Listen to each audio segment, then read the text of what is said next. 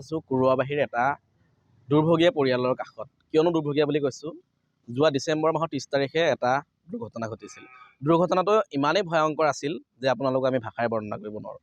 ইতিমধ্যে Assam north east news লাইভে কেইবাটাও বাতৰি ইতিমধ্যে সম্প্ৰচাৰ কৰিছে। আজি আমি পুনৰ তেখেতলোকৰ ঘৰত আহি উপস্থিত হৈছোঁ এটা কাৰণে যে পৰিয়ালটো ইতিমধ্যে আৰ্থিকভাৱে একেবাৰে দুৰ্বল হৈ পৰিছে, লগতে মানসিকভাৱে তেখেতলোক ভাগি পৰিছে। যোৱা 30 ডিচেম্বৰ তাৰিখে কুৰুৱাবাহী উচ্চতৰ মাধ্যমিক বিদ্যালয়ৰ যি দুৰ্ঘটনা ঘটিছিল জ্ঞানদীপ দাসৰ, এখন লেট্ৰিনৰ টয়লেটৰ এখন স্লেব ভাঙি 3 mm এডাল ৰড মুখৰ এটা অংশ দি সোমাই তালুৱেদি ওলাই গৈছিলে। আৰু তেখেতৰ বৰ্তমান আমি তথ্য ডক্টৰৰ লগত যোগাযোগ কৰি পোৱা মতে 4টাকৈ দাঁত তেখেতলোকৰ সৰি গৈছে আৰু সেই দাঁতখিনি অৱশিষ্ট বিভিন্ন অংশ মগজুৰ ভিতৰলৈ গৈছিলে। সেইখিনি দুটাকৈ এটা নিউৰ'চাৰ্জাৰী অপাৰেশ্যন আৰু এটা ডেণ্টেল অপাৰেশ্যন ইতিমধ্যে সম্পূৰ্ণ হৈছে ডিব্ৰুগড়ৰ এখন ব্যক্তিগত নাৰ্ছিংহোমৰ নাম হৈছে আদিত্য নাৰ্ছিং হোম। আমাৰ বাতৰিৰ পিছতে অসমৰ মুখ্যমন্ত্ৰীয়ে তথা স্থানীয় বিধায়ক অতুল বৰা ডাঙৰীয়াই মুখ্যমন্ত্ৰীৰ যিহেতু তেখেতৰ দায়িত্ব আছে, তেখেতৰ গৃহ বিভাগৰ দায়িত্বৰ ফালৰ পৰা 1 লাখ টকা এটা সাহায্য প্ৰদান কৰিছিলে আৰু বৰ্তমান সময়লৈকে বিভিন্ন দল সংগঠনে যিমান পাৰে চেষ্টা কৰিছিল তেখেতলোকক সাহায্য দিবৰ কাৰণে। এইখিনিতে এটা লক্ষণীয় বিষয় হ'ল যে বিদ্যালয়খনৰ শিক্ষক শিক্ষয়িত্ৰীৰ লগতে যিগৰাকী মূল অধ্যক্ষা আছিলে টুটুমণি নাথ ডাঙৰীয়া বাইদেউ, তেখেতে দায়খৰা মন্তব্য কৰিছে যে চৰকাৰী খণ্ডৰ বিদ্যালয়ত যিহেতু ঘটনাটো হৈছিলে চৰকাৰী খণ্ডত থাকিলেহে তেখেতে ট্ৰিটমেণ্টৰ খৰচ বহন কৰিব পাৰিব বুলি কৈছে। ব্যক্তিগত খণ্ডত ট্ৰিটমেণ্ট কৰাৰ কাৰণে বহুবাৰ ফোন কৰাৰ কাৰণে তেখেতে 40,000 মান টকা এতিয়ালৈকে বৰ্তমান পৰিয়ালটোক দিছে। কিন্তু এই পৰিয়ালটো বৰ্তমান আদিত্য নাৰ্ছিং হোমত বৰ্তমান সময়লৈকে প্ৰায় 4 লক্ষাধিক টকা ইতিমধ্যে তেখেতলোকে খৰচ বহন হৈছে আৰু এতিয়াও আদিত্য নাৰ্ছিং হোমত বৰ্তমান সময়লৈকে তেখেতলোকে 5 লাখৰ টকা অত্যাধিক বুজা ইতিমধ্যে দিবলগীয়া আছে। তেখেতলোকক ইতিমধ্যে কৰ্তৃপক্ষই জনাইছে, নাৰ্ছিং হোম কৰ্তৃপক্ষই। গতিকে সমগ্ৰ ঘটনাটোৰ পিছত এতিয়ালৈকে শিক্ষামন্ত্ৰী ৰণোজ পেগু ডাঙৰীয়াই কোনো ধৰণৰ সংবাদ মাধ্যমতে হওক বা পৰিয়ালটোক কোনো ধৰণৰ সকাহ দিয়া নাই। আমি মন্ত্ৰী মহোদয়ক আমাৰ এই মাধ্যমৰ জৰিয়তে আহ্বান জনাইছোঁ যে আপুনি পৰিয়ালটোৰ অন্ততঃ এবাৰ দুখৰ সমাভাগী হওক আৰু স্বাস্থ্যমন্ত্ৰী ডাঙৰীয়া যাতে, যিহেতু আপোনালোকৰ এখন চৰকাৰী বিদ্যালয়তে এনেকুৱা এটা ঘটনা হৈছিলে, গতিকে ইয়াৰ পিছত চৰকাৰী বিদ্যালয়ৰ প্ৰতি মানুহৰ কেনেকুৱা মনৰ ভাৱ হ'ব পাৰে আপোনালোকে নিশ্চয় বুজি পাইছে। গতিকে মই পোনপটীয়াকৈ ইয়াতে বোকাখাতৰ এজন স্থানীয় যুৱনেতা, আমাৰ আদৰৰ বোকাখাতৰ বিভিন্ন সমস্যাৰ সৈতে মাত মাতি থকা প্ৰণৱ দলে ডাঙৰীয়া আহি উপস্থিত হৈছে সেই জ্ঞানদীপৰ ঘৰত। মই এটা পোনপটীয়াকৈ জানিব বিচাৰিম যে ঘটনা সন্দৰ্ভত কি ক'ব আপুনি? চাওক, এই জ্ঞানদীপৰ লগত যি ঘটনা ঘটিল তাৰ বাবে সম্পূৰ্ণৰূপে জগৰীয়া স্কুল কৰ্তৃপক্ষ। সৰু ল'ৰা ছোৱালী থকা এখন স্কুলত আজিৰ দিনত য'ত গুণ উৎসৱ কৰি এই কুৰুৱাবাৰী হায়াৰ ছেকেণ্ডেৰী স্কুলে A+ পাইছে বুলি আমি অৱগত হৈছোঁ, সেই তেনেকুৱা এখন স্কুলত কেনেকৈ এটা অপেন পিট থাকিব পাৰে, তাতো মুকলি ৰডেৰে, আৰু তাত সেই মৰণ ফাণ্ড এটা কেনেকৈ আজি থাকিব পাৰে স্কুল এখনৰ মাজত, য'ত আমাৰ দুখীয়া ল'ৰা ছোৱালীয়ে তাত পঢ়া শুনা কৰে।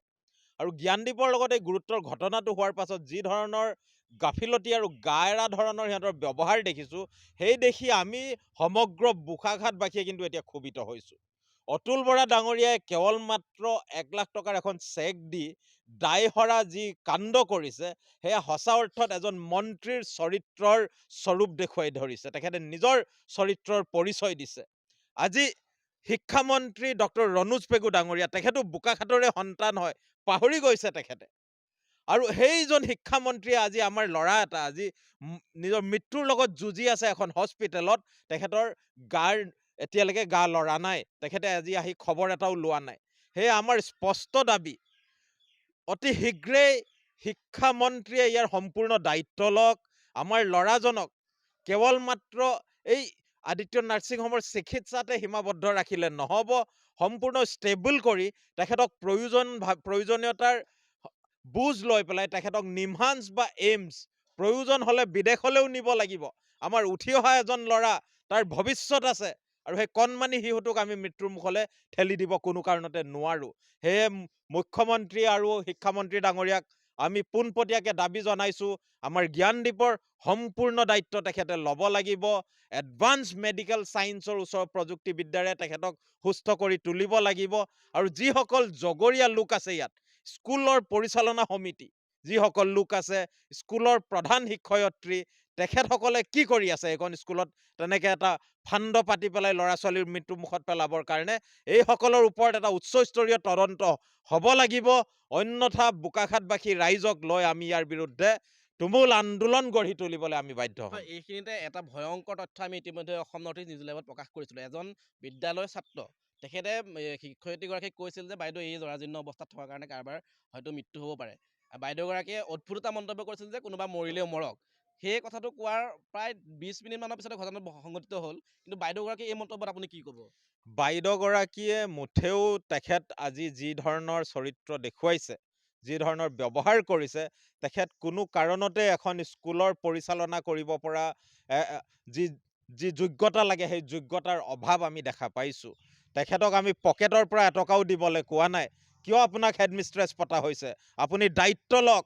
আজি এটা অকণমানি শিশুৰ দায়িত্ব আপুনি ল'ব নোৱাৰে।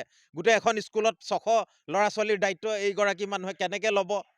আমি সেইকাৰণে স্পষ্টভাৱে কৈছোঁ, যি স্কুলৰ সমিতি আছে, যি প্ৰধান শিক্ষয়িত্ৰী আছে, তৎকালীনভাৱে মন্ত্ৰী ৰণোজ পেগু ডাঙৰীয়াৰ লগত লৈ হস্পিটেললৈ যাওক আৰু ল'ৰাজনৰ বুজ লওক, আমাৰ জ্ঞানদীপৰ বুজ লওক আৰু তেখেতক উচ্চ চিকিৎসাৰ কাৰণে, উচ্চ মানদণ্ডৰ চিকিৎসাৰ কাৰণে বাহিৰলৈ লৈ যোৱাৰ যো-জা কৰক। হয়, ইতিমধ্যে তেখেতৰ এই ঘটনাৰ পিছত বহুতো আমি বাতৰি প্ৰচাৰ কৰিলোঁ। তাৰ পিছতো আমি দেখিবলৈ পাইছোঁ যে বাইদেউগৰাকী আৰু সহকাৰী শিক্ষক শিক্ষয়িত্ৰীসকলে এতিয়ালৈকে পৰিয়ালটো খবৰ লোৱা নাই। এইটো এবাৰ দুৰ্ভাগ্যজনক কথা। গতিকে আৰু এটা লক্ষণীয় বিষয় হৈছে যে তেখেতলোকে এতিয়ালৈকে চিকিৎসা ব্যয়ৰ নামত যি পইচা দিছে আৰু এতিয়া তেখেতলোকে বৰ্তমান সময়ত আমি গম পাওঁ মতে ফোনো ৰিচিভ কৰিব নোৱাৰা হৈছে। গতিকে এইটো যুক্তিসংগত হৈছেনে? এইটো মুঠেও এতিয়া ক'ব গ'লে বহু কথা ওলাব, কিন্তু এইটো মুঠেও সম্পূৰ্ণ নহয়, যুক্তিপূৰ্ণ কথা নহয়। আৰু আমি দাবী কৰিছোঁ যে উচ্চস্তৰীয় তদন্তৰ কথা দাবী কৰিছোঁ। কিয় এই অৱহেলা? এই অৱহেলাৰ কিন্তু দাম এই শিক্ষয়িত্ৰীগৰাকীয়ে ভৰিব লাগিব। আৰু লগতে মন্ত্ৰী অতুল বৰা ডাঙৰীয়াক কৈ দিছোঁ আমি, আপুনি 1 লাখ টকা চেক দি পেলাই হাৰি যাম বুলি ভাবিলে নহ'ব। আৰু ইয়াৰ বাকী মিডিয়াৰ মানুহসকল আহিছিল বুলি কৈছে। আজি আমাৰ মাক বাপেকে দুখৰে কৈছে, ইয়াত সকলো প্ৰতিদিন নিউজ লাইভ, DY 365 বোকাঘাটৰ প্ৰতিজন ব্যক্তিয়ে ইয়ালৈ আহিছে, কিন্তু কিয় সম্প্ৰচাৰ হোৱা নাই তেখেতসকলৰ মাধ্যমত? এই প্ৰশ্নও কিন্তু বোকাঘাটৰ সেই মিডিয়াৰ মানুহখিনিলে আমাৰ ৰ'ল। আমি আপোনালোকক দায়িত্ব পালন কৰিবলৈ কৈছোঁ। সমাজৰ কাৰণে যদি ওলাই আহিছে, সমাজৰ দায়িত্ব পালন কৰক। অন্য কেছত বেলেগ কথা, কিন্তু এই ধৰণৰ এটা মানৱীয় এটা ছিটুৱেশ্যনত আপোনালোকে গাফিলতি কৰাটো আমি কোনো কাৰণতে পচন্দ কৰা নাই। লগতে ল'ৰাজনৰ উচ্চ চিকিৎসাৰ কাৰণে যি দায়িত্ব পালন কৰিব লাগে, সকলোকে আগবাঢ়ি আহি তাৰ দায়িত্ব পালন কৰিবৰ কাৰণে আমি দাবী জনালোঁ। হয়, ইতিমধ্যে পৰিয়ালৰ লোকে এজাহাৰ দিছে বোকাখাত আৰক্ষী ভাৰপ্ৰাপ্ত বিষয়াক। তথাপিতো আজিলৈকে মেজিষ্ট্ৰেট এনকুৱাৰী হওক বা থানাৰ কোনো বিষয়ববীয়াই আপোনালোকে এই সন্দৰ্ভত কোনো ধৰণৰ এনকুৱাৰী কৰা নাই। আপুনি কি ক'ব এই সন্দৰ্ভত? ইয়াত আমাৰ বোকাঘাটৰ OC ডাঙৰীয়া, তেখেত নিজে আজিকালি জাজ হৈছে। তেখেত যেতিয়া ইয়াত আমি FIR দাখিল কৰিবলৈ গৈছে আমাৰ অভিভাৱক, তেখেতে কেৱল মাত্ৰ এখন কমপ্লেইন দিবলৈ কথা কয়। আজি বিতুপন ডাঙৰীয়া, আপোনাক আমি প্ৰশ্ন কৰোঁ, ল'ৰাজন মৃত্যুমুখত পৰিলে তাৰ বাবে জগৰীয়া আপুনি হ'বনে নাই? আজি কিয় আপোনাৰ টীম এটা আহি তাত ইনভেষ্টিগেট কৰা নাই? ইয়াত আপুনি গোটেই আইনখন নিজৰ হাতত ল'বলৈ সদায় চেষ্টা নকৰিব। আপোনাৰ ওপৰত কোনে হাত থৈছে আমি সেইবোৰ নাজানো, আমাৰ মুখ নুখুলিব। আপুনি আপোনাৰ যি কৰ্তব্য আছে সেয়া পালন কৰক। বিতুপন চুতীয়া ডাঙৰীয়া, আপুনি বোকাঘাটৰ ভাৰপ্ৰাপ্ত আৰক্ষী, আৰু আজি প্ৰায় 5-6 বছৰে আপুনি ইয়াত আছে বোকাঘাটত। ইমান দিন থকাৰ পাছত আপুনি বোকাঘাটৰ মানুহৰ কথা বুজি নোপোৱাটো কিন্তু আমি সঁচা অৰ্থত আমি এতিয়া কিন্তু সেইটো আমি মানি নল'ম। আপোনাক কৈছোঁ, তৎকালীনভাৱে যি কেছ ৰুজু কৰিব লাগে কৰক। আপুনি মেজিষ্ট্ৰেট আনি, আপোনাৰ পুলিচ বাহিনী আনি গোটেই স্কুলৰ কম্পাউণ্ড আপোনালোকে ইনভেষ্টিগেট কৰক। তাত যি গাফিলতি আছে সকলোবোৰ আখৰে আখৰে আপোনালোকে নোট ডাউন কৰি আইনী ব্যৱস্থা লোৱাৰ সম্পূৰ্ণ যো-জা আপোনালোকে চলাব লাগে। হয়, এনেদৰে যুৱ নেতাজনে খুব বুজাইছে। বিভিন্ন সময়ত প্ৰশাসনৰ লোকে এতিয়া এই ঘটনাৰ সন্দৰ্ভত তদন্ত যেনেদৰে কৰিব লাগিছিলে তেনেদৰে কৰা নাই, যথেষ্ট লেহেমীয়া হৈছে। আৰু এই স্কুলখনৰ যিসমূহ বেমেজালি ইতিমধ্যে তথ্য পোহৰলৈ আহিছে, আৰু বহুতো গোপন তথ্য আমাৰ হাতত আছে। আমি পৰৱৰ্তী প্ৰতিবেদনত অসম নৰ্থ ইষ্ট নিউজ লাইভে সবিস্তাৰে প্ৰকাশ কৰিম। আজিৰ অনুষ্ঠানৰ পৰা মই বিদায় লৈছোঁ। বাসগৃহত ইতিমধ্যে তেখেতৰ যি আৰ্থিক অৱস্থা বা আৰ্থিক সংকটে দেখা পাইছে পৰিয়ালটোৰ, সমগ্ৰ মাটি বাৰী বিভিন্ন সা সম্পত্তি যিমান সাঁচতীয়া ধন আছিলে ইতিমধ্যে তেখেতলোকৰ সকলো শেষ হৈছে। গতিকে মই অসমৰ মুখ্যমন্ত্ৰী ডাঙৰীয়াক আহ্বান জনাইছোঁ, স্বাস্থ্যমন্ত্ৰী ডাঙৰীয়াক আহ্বান জনাইছোঁ, তেখেতৰ যাতে সুস্বাস্থ্য কামনা কৰি ল'ৰাটো যাতে সুস্থভাৱে ঘূৰাই আনিব পৰা হয়। গতিকে মই প্ৰশাসনলৈও অনুৰোধ জনাইছোঁ, জিলা প্ৰশাসনলৈও, আৰু লগতে মোৰ লগত তেখেতৰ মাতৃ আছে, মই কথা পাতিবলৈ চেষ্টা কৰিম। বাইদেউ, এতিয়ালৈকে আপোনালোকৰ কিমান টকা খৰচ হৈছে বা আপোনালোকে যথেষ্টখিনি টকা ব্যয় কৰিলে, আৰু এতিয়া আপোনালোকে পাৰিবনে নোৱাৰে, কি ক'ব সন্দৰ্ভত? আমাৰ যিমানখিনি মানে আছিলে, মাটি বাৰী বন্ধ পৰা ধৰি যিমান সাঁচতীয়া পইচা আছিলে সকলোখিনি বৰ্তমান শেষ হৈছে। এতিয়াও মানে আমি নাৰ্ছিং হোমৰ সম্পূৰ্ণখিনি শেষ কৰিব পৰা নাই, পইচা আছে এতিয়া আমাৰ দিবলগীয়া। তাকে মই মানে তেখেতলৈ অনুৰোধ জনাম যে তেওঁ ল'ৰাটোক মানে টকাৰ কাৰণে যাতে আমাৰ পৰা হেৰাই যাবলৈ নিদিয়ে, তেওঁলোকে যাতে মোৰ ল'ৰাটোক ঘূৰাই আনি মোৰ বুকুৰ মাজলৈ দিয়ে, মই সিমানেই ক'ম। হয়, এনেদৰে মাতৃগৰাকী দুখত ভাগি পৰিছে। দুখত ভাবিব পৰাটো স্বাভাৱিক, নিজৰ এজন পুত্ৰ যেতিয়া ICUত আজি মৃত্যুৰ সৈতে যুঁজি আছে। গতিকে চৰকাৰৰ ফালৰ পৰা যিমান পাৰে সহায় সহযোগিতা কৰিবলৈ মই অনুৰোধ জনাইছোঁ। আৰু আমাৰ এই চেনেলৰ জৰিয়তে অসমৰ মুখ্যমন্ত্ৰী তথা স্বাস্থ্যমন্ত্ৰীক আমি কাটৰ আহ্বান জনাইছোঁ যাতে আপোনালোকে গোটেই বিষয়টো তদন্ত কৰক আৰু এই বিষয়ে ঘটনাৰ লগত জড়িত দোষীসকলক অতিমধ্যে আপোনালোকে দৃষ্টান্তমূলক শাস্তি প্ৰদান কৰক। আৰু এই পৰিয়ালটোৰ ছাত্ৰজনৰ, জ্ঞানদীপ দাসৰ ছাত্ৰজনৰ সমস্ত ব্যয়ৰ ব্যৱস্থা অসম চৰকাৰে বহন কৰিবলৈ অসম নৰ্থ ইষ্ট নিউজ লাইভৰ পৰিয়ালৰ পৰা অনুৰোধ জনাইছোঁ।